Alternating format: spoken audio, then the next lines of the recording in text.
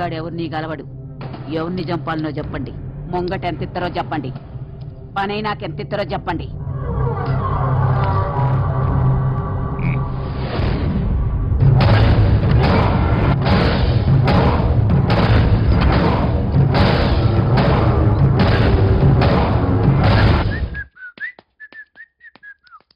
పిల్లవే ఏంటో పిలిచావు? ఇదిగో తీసుకో చాక్లెట్. ఈరోజు నా హ్యాపీ బర్త్డే. మరి ఫేస్ లో హ్యాపీనెస్ లేదు. హ్యాపీ బర్త్డే విషెస్ చెప్పడం కాదు, కనీసం కేక్ కూడా లేదని ఏడుస్తుంది. టౌన్కి వెళ్ళి కేక్ తీసుకురా. ఊరి దాటి వెళ్తే పెద్దనాన్న మెట్టుతోనే కొడతాడు. ఇంకేమన్నా చూసుకో. కేక్ తెస్తే కిస్ ఇస్తా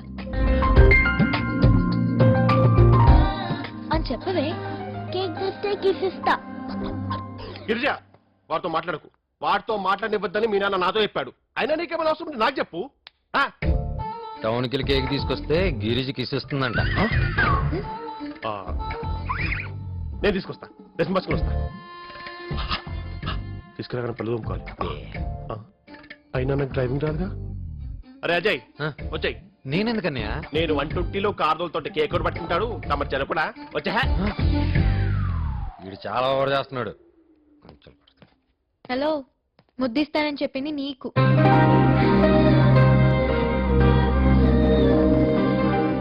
ఏంటి రొమాన్స్ లోకి దిగావు? ప్రేమలో పడ్డావా? అదేం లేదు, జస్ట్ బెట్. ఇలా పెట్టిగా ఎంతమంది కిస్ ఇచ్చావే? కాస్త మంచిగా ఉందామంటే ఉండనివ్వగా. ఓయ్, ఒకవేళ పడదామనుకున్నా గీత విషయం గుర్తొచ్చి నేను చంపేయాలన్నంత కోపం వస్తాం. గీత విషయంలోనే కదా నువ్వు ఎంత కోపంగా ఉన్నావు? సరే చెప్తాను నేను.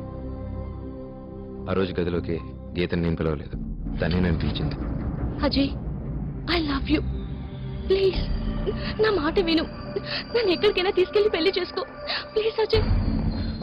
గీత, నేను తీసుకెళ్ళడం పెద్ద కష్టమేం కాదు, కానీ నేను తీసుకెళ్తే లైఫ్ లాంగ్ వీళ్ళని క్షమించరు. అది కూడా కాదు నన్ను ఆపేది. వీడిది కూడా వీడి తండ్రి రక్తమే అని నా తండ్రిని అంటారు. అది నాకు ఇష్టం లేదు.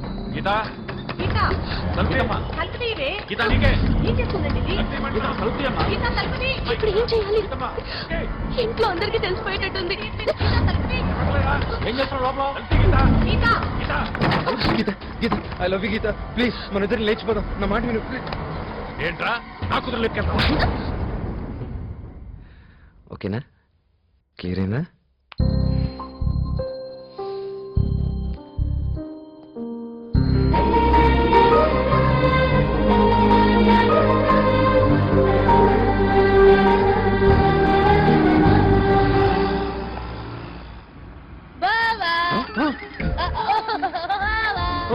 నువ్వేంది బాబా సడన్ గా?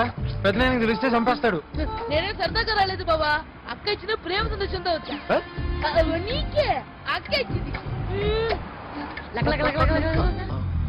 కోమాలోకి వెళ్ళిపోయాడు బావా.